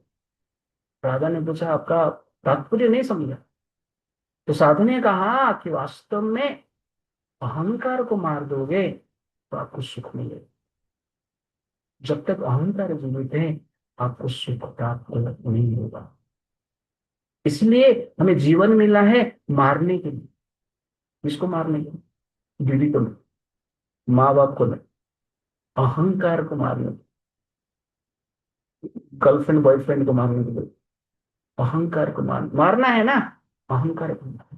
अहंकार को हम नहीं मार पाते हैं, इसलिए हम बीवी को मारते हैं। अहंकार को हम नहीं मार पाते हैं, इसलिए हम पिता माता के साथ झगड़ा करते हैं, अपमान करते हैं, कभी कभी मार ही ले। अहंकार को हम नहीं मार पाते हैं, इसलिए कोई मित्र को मारते, कोई गर्लफ्रेंड को मारते, कोई बॉयफ्रेंड को मारते हैं। अहंकार को हम नहीं मार पाते हैं, इसलिए संसार में कॉन्फ्लिक्ट चलते हैं। इसलिए अहंकार को मार दो। अहंकार को मारोगे तो सुख मिलेगा। जीवन का लक्ष्य और कुछ नहीं, मारना है। मारने के लिए जीवन मिला है। मनुष्य शरीर स्पेशली मिला है मारने के लिए। किसको मारने के लिए? अहंकार को मारने। तो पूरा जो स्पिरिचुअलिटी है, संघर्ष जो है, अहंकार को मारने का संघर्ष। साधना में मजा नहीं आएगा, उपवास में मजा नहीं आएगा, मंदिर जाने में मजा नहीं आएगा, धर्म का आचरण करने में मजा नहीं आएगा, सत्य का, अनष्टि का, ईमानदारी को फॉलो करने में मजा नहीं आएगा, सीमा सेंस कंट्रोल में मजा नहीं आएगा, क्योंकि युद्ध चल रहा है ना। मजा किधर आएगा? संघर्ष। 27 दिन तक भीमसेन ने युद्ध किया, फाइटिंग किया, पूरा शक्ति लगा दी। 28वां दिन पूछ गया क्या करो? तो भगवान बोलते ठीक है, आज हम मैच खत्म कर देते, तुम जाना फाइटिंग कर। तो उधर भी भगवान बताते नहीं, तो युद्ध कर। और 28वां दिन जरासंध के साथ भीमसेन का घमासान युद्ध होता है। और उस युद्ध का अंतिम समय भगवान क्या करते हैं? भीमसेन के सामने एक छोटा सा लकड़ी लेते हैं और उसको क्या करते हैं? फाड़ते हैं। फाड़ करके ऐसा फेंकते हैं। तो पूरा दिन में इस प्रकार अन्य दूसरा शास्त्र वर्णन करता है कि ये इंडिकेशन को भीमसेन ने समझा। समझकर जनरली हम जरासंध का 2 पैर को फाड़ने की प्रयास किया, तो फाड़ दिया, फाड़ कर ऐसा फेंक देता है। तो फिर तक ये दोनों लग जाते थे। तो भीमसेन कंफ्यूज है। ठीक वैसे ही अहंकार। अहंकार को कभी कभी हम फाड़ के फेंकना चाहते। एक हफ्ता के लिए हम निरंकारी बन जाते, एक हफ्ते के बाद फिर से अहंकार हो जाता है, ठीक है नहीं? इस प्रकार भी हम देखेंगे। एक हफ्ते के लिए रेस्पेक्टफुल बात करेंगे, फिर से डिसरेस्पेक्टफुल बात हो जाएगी। एक हफ्ते के लिए सेंस कंट्रोल हम कर लेंगे, फिर से सेंस ग्रेटिफिकेशन करते, जरा समय को जुड़ जाता है, अहंकार फिर से जुड़ जाता है। एक हफ्ते के लिए हम सोचेंगे हम भगवान के अंश हैं, बाद में भूल जाएंगे यार हम और क्या और कुछ करते हैं। तो ये जनरली अहंकार बार बार आपको जुड़ जाता है। लेकिन भगवान अंत में क्या करते हैं? डायरेक्शन देते हैं कि आपको उल्टा फेंको। तो लोग कहते हैं उल्टा फेंको। तो उसके बाद भीमसेन क्या करता है? जरासंध का जो शरीर को उल्टा फेंकता है, राइट लेग को लेफ्ट साइड में, लेफ्ट लेग को राइट साइड ऐसा फेंकता है। तब जाके क्या होता है? जरासंध का वध होता है। तो ठीक उसी प्रकार जनरल हमें अहंकार का वध कर सकते हैं। जब युद्ध तो करेंगे, लेकिन कृष्ण का निरीक्षण को फॉलो करें, कंटिन्यूसली फॉलो करें, पूरा लाइफ टाइम फॉलो करें। तो अहंकार का वास्तव में क्या होता है? अंत होता है। तो अहंकार जब जरासंध का वध हो गया, तो जरासंध 20,800 राजा को बंदी बनाकर रखा।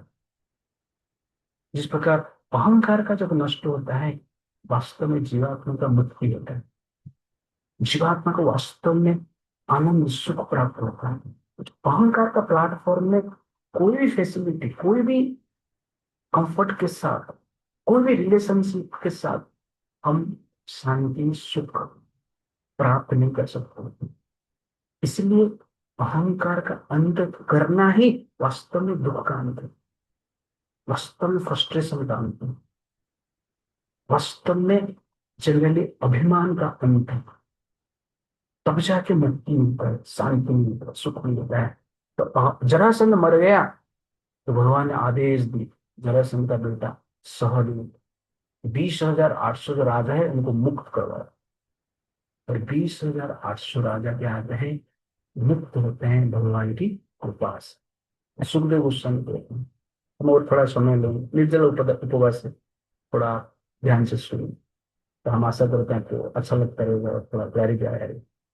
श्री शुक उवाच अयुते दोषतानि अष्टौ निरोधाः विधि निर्जिताः ते निर्गताः गिरिद्रोण्यां मलिना मलवाससः शुद्ध क्षमाः शुष्कवदनाः सम्रोधः परिकर्षिताः ददर्शो ते घनश्यामं पीतकोशयवासम्। ओके, अनुजा माता जी पढ़िए ट्रांसलेशन। चलो ठीक है, अशोक प्रभु पढ़िए। Sukdev Goswami said, Jarasandh had defeated 20,800 kings in combat and thrown them into prison. As these kings emerged from the Giridoni fortress, they appeared dirty and shabbily dressed.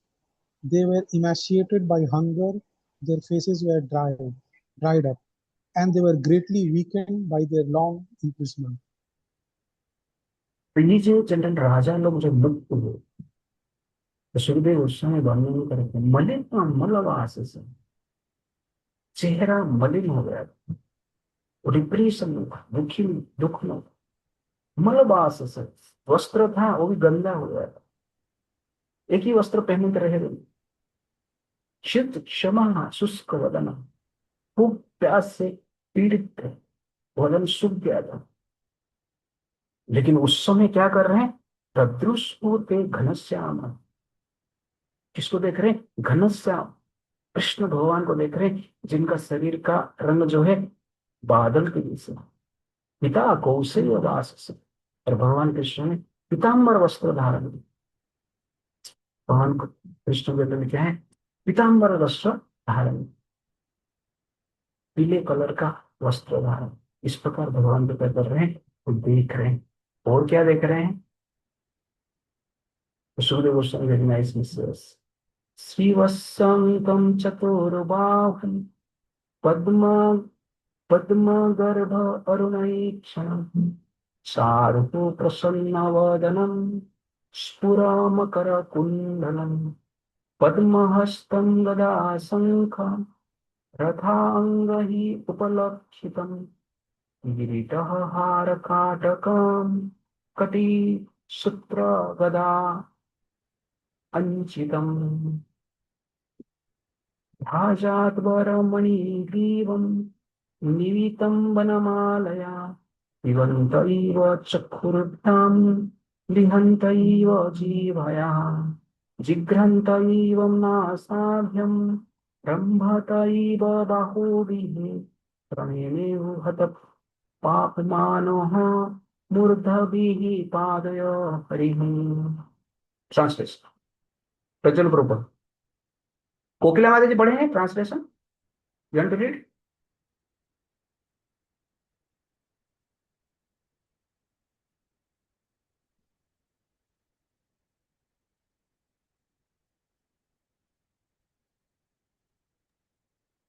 The kings then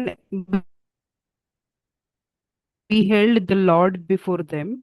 His complexion was dark blue, like the color of a cloud, and he wore a yellow silk garment.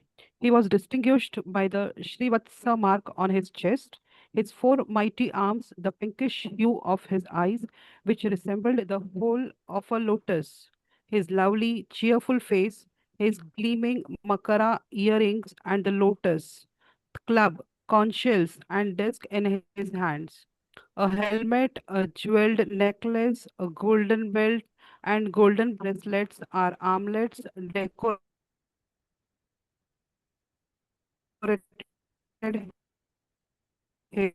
his form, and on his neck he wore both the king's name is there is came among relish reverence okay with their arms spread on Hari, placing their heads at him. Okay, थोड़ा sound break हो रहा था, but यहाँ पर भगवान का दर्शन हो रहा, जैसे कि मैं पहले बताया था आपको कि जीवात्मा अहंकार के कारण बंधन जेल में, फिर वास्तव में जब अहंकार का अंत होता है भगवान का दर्शन होता है। राजा लोग बाहर आते हैं और भगवान का दर्शन करते हैं। तो अहंकार का चक्षु से कृष्ण का दर्शन नहीं होता, अहंकार का चक्षु से भोग का दर्शन होता, लेकिन निरहंकार का चक्षु से भगवान का दर्शन। और वो लोग कैसे देख रहे हैं, राजा लोग भगवान को कैसे देख रहे हैं कि भगवान का शरीर जो है डार्क ग्रीन, घनश्याम, क्लाउड का कलर, पीत वस्त्र धारण किए हैं, उनके हृदय में शिवस्य मार्ग। और भगवान कृष्ण चतुर्भुज रूप में वहां पर प्रकट होते हैं, दो भुज रूप को छोड़कर चतुर्भुज रूप में दिखाते हैं। उनका आंत जो है लोटस पेटल से पिंक कलर, और उसके साथ साथ उनका जो फेस है चीयरफुल, बहुत खुश दिख रहे हैं।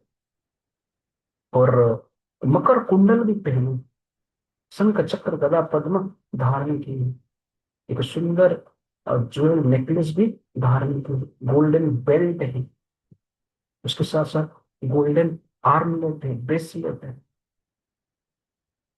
और कौस्टिक जेल भी धारण किए, फ्लावर गार्लैंड धारण किए। इस प्रकार रूप को क्या करते हैं, दर्शन करते हैं भगवान कृष्ण के, भगवान विष्णु के। और इस रूप को देखकर शास्त्र वर्णन कर रहे हैं कि राजा लोग इससे कि उनका जो सौंदर्य को आंखों से पी रहे, जीवा से चाट रहे थे, नाक से रिलीज कर रहे थे फ्रेग्रेंस को, और अपना हाथ से जनरली भगवान को एम्ब्रेस कर रहे थे, इसे अनुभव कर रहे थे। और इस प्रकार समस्त राजा क्या करते हैं, उनको प्रणाम करते हैं। तो this is the main part of this past. इसलिए मैं पूरा श्लोक रखा है, भगवान का दर्शन हुआ और भगवान का डिस्क्रिप्शन सुखदेव गोस्वामी करता है। और ये दर्शन होने के पश्चात समस्त राजा प्रणाम किए, 20,800 राजा प्रणाम किए। और प्रणाम करते समय राजा लोग कहते हैं तीर्थवास को,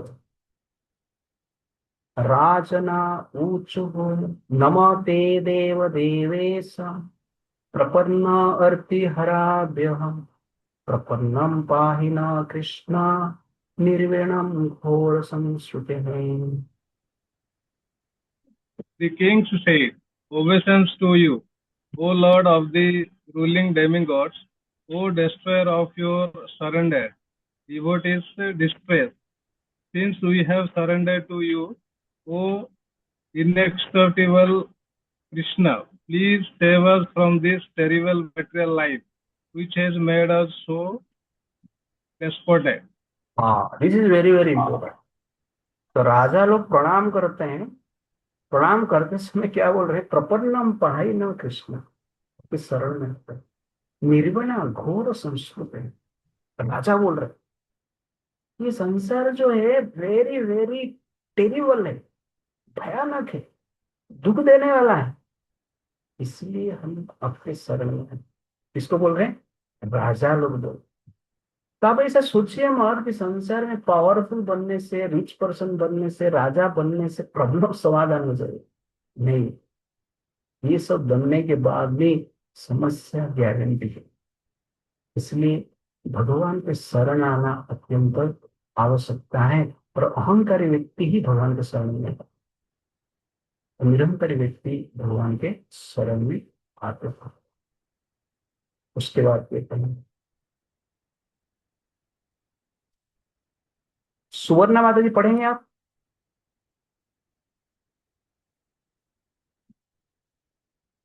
दिखने रहेगा, मेरा ब्रेक हो जाएगा। ओके ओके, ठीक है। आप बोल दो। अशोक तो राजशौर्य मदोन्मादः न श्रेयः विन्दते नृपः त्वन्मयः मोहित अनित्या मन्यते संपद अचलाः। Sanskrit. Infatuated with his opulence and ruling power, a king loses all self-restraint and cannot obtain his true welfare. Thus, bewildered by your illusory energy, he imagines his temporary assets to be permanent. यहाँ पर कहते हैं राजा ऐश्वर्य मद मद। राजा स्वयं कहते हैं कि राजा का जो पावर है, ऐश्वर्य है, उसके कारण अहंकार उत्पन्न होता है, और अहंकार के कारण वास्तव में हमारा श्रेय क्या है, हम भूल गए। और आपकी कृपा से जनरली उस इल्यूजन जो एनर्जी है उससे हम मुक्त हो गए। तो राजा लोग यहाँ पर जनरली कहते हैं अहंकार के कारण हम जनरली आपको भूल गए। उसके बाद वो कहते हैं जिस प्रकार बच्चे, कोई छोटा बच्चा रेगिस्तान को देखता है, रेगिस्तान में घूम रहा है तो दूर से उसको पानी नजर आता है, ठीक इस संसार में सुख नजर आता है, लेकिन वास्तव में सुख वहां पर नहीं होता है। और वही सुख के पीछे भाग भाग कर हम लोग जनरली क्या है, संसार में सुख जाता है। लेकिन आज आप अपने कृपा करके हमारा अहंकार को नष्ट किया है, और हम आपके शरण में आए। कृष्णाय वासुदेवाय हरये परमात्मने प्रणतः क्लेशनाशाय गोविंदाय नमो नमः। डॉक्टर रेखा जी पढ़िए translation.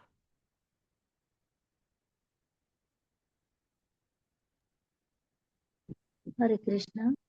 Again and again we offer our obeis- o- obeisances unto Lord Krishna,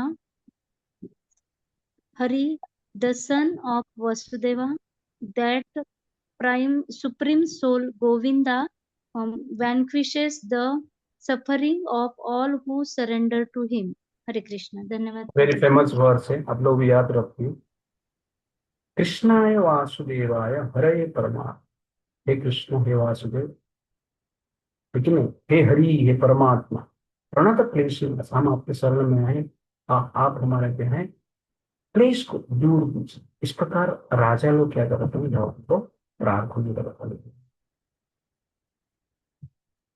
तो ये राजा जो है वास्तव में नियंत्रक है संसार, और संसार का नियंत्रक होने के कारण जनरली अहंकार से वो नियंत्रित होते हैं।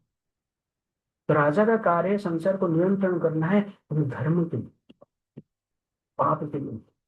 ये राजा अभी यहाँ पर प्रयास पश्चाताप कर रहे हैं कि पहले हमने अहंकार के कारण पाप किए, परस्पर के बीच में लड़ाई की, प्रजाओं का शोषण किया। वो पाप के कारण जनरली हमें जरासंध ने बंदी बना, और आपकी कृपा से हमारा मुक्ति हुआ। तो ये संसार में जनरली नियंत्रक के रूप में हमें जीना नहीं, भगवान एक जन क्या है, परम नियंत्रक। हमें जनरली एक प्रकार की भगवान के हाथ में इंस्ट्रूमेंट के रूप में जीना। जब हम नियंत्रक सोचते हैं, भगवान का इंस्ट्रूमेंट नहीं रहता, हम जनरली इंडिपेंडेंटली कुछ करना चाहते हैं। इसलिए हमें कंट्रोलर के रूप में जीना नहीं है, भगवान के हाथ में हमें कंट्रोल होना है, इंस्ट्रूमेंट के रूप में जीना। इंस्ट्रूमेंट का अर्थ है कि भगवान का इंस्ट्रक्शन के अनुसार हमें जीना है। दैट इज एक्चुअली क्या है, संसार में जो पीड़ा है उससे बचने का आसान तरीका है। तो कंट्रोलिंग मेंटालिटी छोड़ के भगवान का एक इंस्ट्रूमेंट है, इस मेंटालिटी के साथ हमें क्या करना चाहिए, जीना चाहिए। बड़ी इम्पोर्टेंट। उसके पश्चात भगवान के लिए, भगवान जब प्रार्थना सुनते हैं तो भगवान क्या कहते हैं, very very important.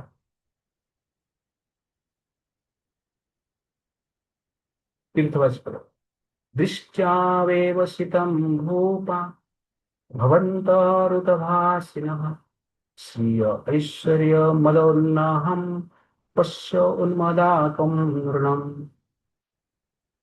Fortunately, you have come to the proper conclusion, my dear kings, and what you have spoken is true. I can see the human being's lack of self-restraint, which arises from their intoxication with opulence and power, simply leads to madness. Okay, तो यहाँ पर भगवान कहते हैं दृष्ट्या व्यवसितम भूपा, हे राजा, हे राजन, कि आप लोग व्यवस्थित है, आप अपने अपने सेंस को प्राप्त किए।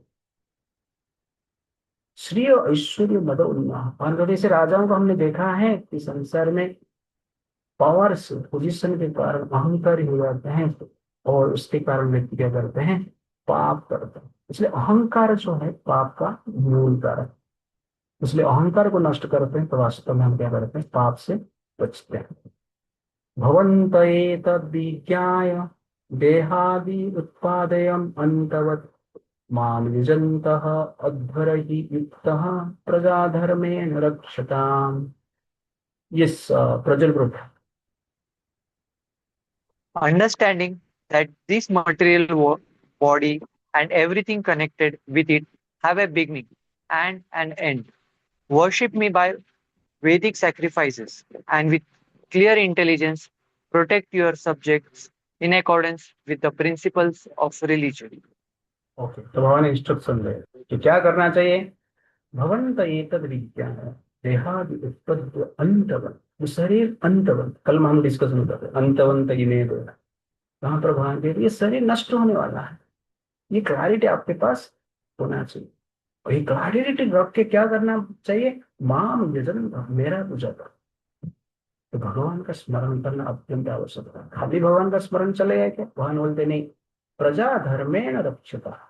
तो दो चीज भगवान का, मेरा भी स्मरण करो, और उसके साथ साथ आप राजा हो, धर्म के अनुसार प्रजा का पालन करो।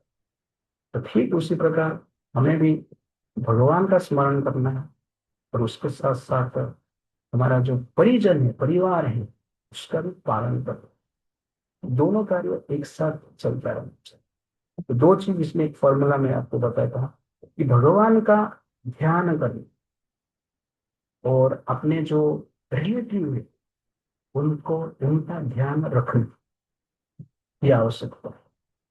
भगवान का ध्यान करना और बाकी जीव का ध्यान रखना, ये दो कार्य हम करते हैं तो भगवान कहते हैं कि आप इस जीवन के अंत में मेरे पास निश्चित रूप से धन से निकले। उसके साथ भगवान क्या कहते हैं, संतवन्तः प्रजातन्तु सुखम दुखम भवा भव प्राप्तम अप्राप्तम च सेवंत मच्चित विचारीष्यतः। रेखा माता पढ़ी।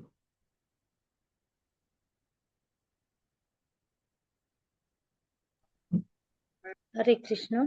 As you live your lives, begetting generations of progeny and encountering happiness and distress, birth and death, always keep your minds fixed on me. Hare Krishna. धन्यवाद प्रभु जी। भगवान यहाँ पर स्पेशल भी कहते हैं, संतनवन्तः प्रजातन्तु, वो कहते हैं बिगेटिंग चिल्ड्रेन, संतान उत्पन्न कर। ओके तो ये पॉइंट भी भगवान राजाओं को कहते हैं। ऐसा नहीं कि हम तो हमारे तो बाकी सब छोड़ दो, ऐसा नहीं कहते। तो भगवान स्पेशली इंपोर्टेंट कहते हैं प्रजा, संतनवन्तः प्रजातन्तु, आपको क्या करना चाहिए, संतान उत्पन्न करना। तो भगवान संतान उत्पन्न करने के लिए राजा को क्यों कहते हैं? तो वास्तव में संतान उत्पन्न होगा तो कृष्ण का भक्त रहेंगे। कृष्ण का भक्त जब संतान उत्पन्न नहीं करेंगे तो कृष्ण का भक्त किधर से आएंगे। आम का पेड़ नहीं लगाएंगे तो वो आम आएगा किधर से। बबुल का पेड़ लगा देंगे तो थोड़ी आम आएगा। तो आम का पेड़ लगाना पड़ेगा, तो आम की जैसे आम आदमी चाहिए आपको, लेकिन कहने का अर्थ है कि अच्छे संतान चाहिए।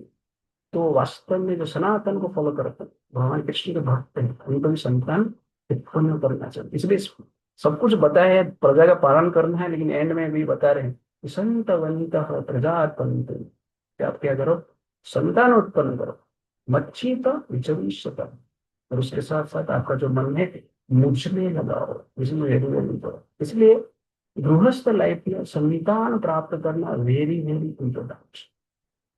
और आज हिंदू सोसाइटी वास्तव में अहंकार के कारण अपना ही सोसाइटी को मार रही है। ये सबसे बड़ा प्रॉब्लम है, ये हमें समझना अत्यंत आवश्यकता है। तो संतान उत्पन्न होंगे, युद्ध करके मर जाएंगे तो चलेगा, दैट इज रिक्वायर्ड, लेकिन हम स्वयं उत्पन्न ही नहीं कर रहे। This is very very imperious condition. क्योंकि संसार मीन्स संतान, संसार मीन्स गैजेट्स नहीं, लैपटॉप नहीं, कार बंगलो नहीं, संसार मीन्स संतान। इसलिए भगवान यहाँ पर स्पेशल कहते हैं संवितन वनित प्रजातंत्र, इसलिए मैं संहिता में उत्पन्न करा चाहिए। सुखम दुखम भव, उसके साथ साथ कहते हैं संसार में हैप्पीनेस आएगा, संतान उत्पन्न करेंगे, संसार में रहेंगे तो हैप्पीनेस आएगा, डिस्ट्रेस भी आएगा, मृत्यु आएगा, जन्म आएगा। लेकिन ये सब स्थिति में आपको क्या करना चाहिए, मच्छी तो विषय। तो यहाँ पर भगवान नहीं कहते कि आपको अभी मेरा दर्शन हो गया है केवल आपको सुख मिलेगा, नहीं, दर्शन होने के बाद भी कहते सुखम दुखम, सुख भी मिलेगा, दुख भी मिलेगा। लेकिन हर स्थिति में आपका ड्यूटी करते हुए मच्छी पर विचरी सकता, अब मुझे चित्त लगाकर संसार में जियो। किसी चित्त लगाए, किसे संसार में जीना है, दैट इज लास्ट फर्स्ट। उदासीन च देहात् आत्मरामाधृत व्रतः मय्यावेश्य मनः सम्यम मामन्ते ब्रह्म यस्यथाम। प्रज्वल बरोबर। Be detached from the body and everything connected to it, remaining self-satisfied, steadfastly keeping your vows while concentrating your minds fully on me. In this way, you will ultimately attain the supreme absolute truth. This is the end. उदासीन च देह आदर, फिर भी detached शरीर से, शरीर के साथ जो भी कनेक्टेड, डिटैच्ड, निरासक्त रहिए, लेकिन शक्ति मत छूट। तो शक्ति और आसक्ति दो चीजें हमने सुना। हमें शक्ति चाहिए, संतान चाहिए, शक्ति हो, धन चाहिए, शक्ति हो, पावर चाहिए, शक्ति हो, इन्फ्लुएंस चाहिए, शक्ति हो, ये सब शक्ति हमें चाहिए। लेकिन उदासीन, डिटैच्ड, आसक्ति, शक्ति चाहिए लेकिन शक्ति के प्रति आसक्ति नहीं चाहिए। धन होना प्रॉब्लम नहीं है, धन के प्रति आसक्ति नहीं होना यह आवश्यक। ये पांडव है, ये भीम। पावर होना प्रॉब्लम नहीं है, पावर के प्रति आसक्ति, अहंकार नहीं होना चाहिए। बंगलो होना, फैसिलिटी होना, इन्फ्लुएंस होना, सम्मान, मान सम्मान होना प्रॉब्लम नहीं है, लेकिन इसके कारण अहंकार नहीं होना चाहिए। आसक्ति रहेगा तो अहंकार होगा, और अहंकार होगा तो आसक्ति होगा, दोनों साथ साथ चलते हैं। इसलिए निरासक्त होते चाहिए, हमें शक्ति चाहिए पर आसक्ति नहीं चाहिए। ये फॉर्मूला आप रखिए। उदासीन च देह, उदासीन, डिटैच्ड वे में संसार में जीना चाहिए। आत्मराम अर्पित व्रत, सेल्फ सेटिस्फाइड, अपना ड्यूटी में हम सेटिस्फाइड होना चाहिए। धनवान गरीब ये है वो नहीं है, प्रॉब्लम नहीं। जो हमें अभी प्राप्त हो रहा है वो पर्याप्त है, जो प्राप्त हो पर्याप्त, दुख का समाप्त, ये फॉर्मूला। दैट इज क्या है, आत्मराम, सेल्फ सेटिस्फाइड चाहिए। प्रॉब्लम जो है उसमें हम संतुष्ट रहना चाहिए, एंडेवर करना चाहिए संतुष्ट होकर। कभी सेटिस्फेक्शन के ऊपर मैं क्लास दूंगा, बीच बीच में ऐसा हम स्पेशल क्लास रखेंगे जो थोड़ा डिटेल्स में आएगा। युक्त व्रत कहते हैं जो आध्यात्मिक कार्य के लिए हम कुछ व्रत लेना पड़ता है, जैसे कि आप कुछ माला करने की व्रत लिए, तो आज आप व्रत लीजिए कि मैं जो 16 माला नहीं कर रहा है, व्रत लीजिए कि 16 माला मैं आज से करूंगा। पता चल गया दुनिया कौन है, राजा लोग रो रहे, आप भी सब राजा ही है।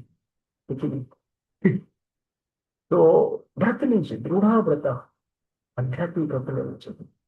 मई आवेश मन संयम, मेरा मन जो है मुझ पे लगाए, भगवान का इंस्ट्रक्शन फॉलो करना भी भगवान में मन लगना। ऐसा लगे कि अर्जुन युद्ध करते टाइम तीर भी चला रहा है और कृष्ण को याद कर रहा है, मंत्र याद ही कर रहा है, लेकिन कृष्ण के लिए कर रहा है, इसलिए वो भी क्या है, मई आवेश मन। तो मन क्या है, भगवान पे आवेश एब्जॉर्ब हो गया। तो आज मैं सुबह सुबह, आज में तो निर्जल तो मैंने नहीं किया, लेकिन मिश्री इसके साथ दूध पी लिया था, ओके ना। तो मिश्री डाला उसमें, भूख लग रहा है इधर, मिश्री थोड़ा एब्जॉर्ब होना चाहिए, टाइम लगता है ना, मिश्री एब्जॉर्ब हो गई। उस समय पे मैं ये पढ़ ही दे रहा था। तो वास्तव में क्या है, मिश्री पानी में एब्जॉर्ब होगा या दूध में एब्जॉर्ब होगा, फिर उसके लिए टाइम चाहिए। वैसे ही मन भगवान में मिल जाएगा, लेकिन उसके लिए टाइम चाहिए, वैसे निश्चय मिलेगा। ये मिश्री को पैकेट में ही रखे रहेंगे, डब्बे में ही मिश्री है तो कभी मिलने वाला नहीं। डब्बे से निकालकर पानी में डालना पड़ेगा, तब भी जाके वो पानी में मिलेगा, क्या दूध में मिलेगा। तो क्या होगा, मिठास आएगा। तो ठीक उसी प्रकार मन जो है फटाफट भगवान में मिल जाएगा। मन को भगवान में लगाना पड़ेगा, वही आवेश से मन भगवान में लगाएंगे। कितना समय लगाएंगे, तो दूध मिश्री दूध में मिलने के लिए 15 मिनट लगता है कम से कम। मेरा 15 मिनट में 2 माला जप किया, उसके साथ साथ मिश्री में मिल गया वो। तो मुझे उस समय पर लगा रहा मिश्री को टाइम लगता है, तो मन लगाएंगे तो मन भगवान से मिलने के लिए टाइम लगेगा। जैसे दूध का शक्ति से, पानी का शक्ति से मिश्री पिघल जाता है, ठीक उस प्रकार मन जब भगवान में हम लगाएंगे, मन भगवान के साथ मिल जाएगा। और भगवान के साथ जब मन मिलता है, वास्तव में एक आनंद का, एक स्वीटनेस का अनुभव होता है। और अंत में भगवान कहते हैं मां मनते ब्रह्म विश्य, और अंतकाल में आप मुझे प्राप्त करोगे जो कि मैं ही परम ब्रह्म हूं। इस प्रकार भगवान राजा लोग को आदेश देते हैं। तो भगवान बहुत कितना दयालु, आप सोचे, आदेश देकर सहदेव को बुलाते और कहते हैं ये राजा लोग का वस्त्र जो मलिन है, उनको नया वस्त्र प्रदान करो, नया ज्वेलरी प्रदान करो। उसके साथ साथ सर्वेंट लोग को बुलाते हैं, सबके सामने 20,800 राजा को स्नान करवाते हैं।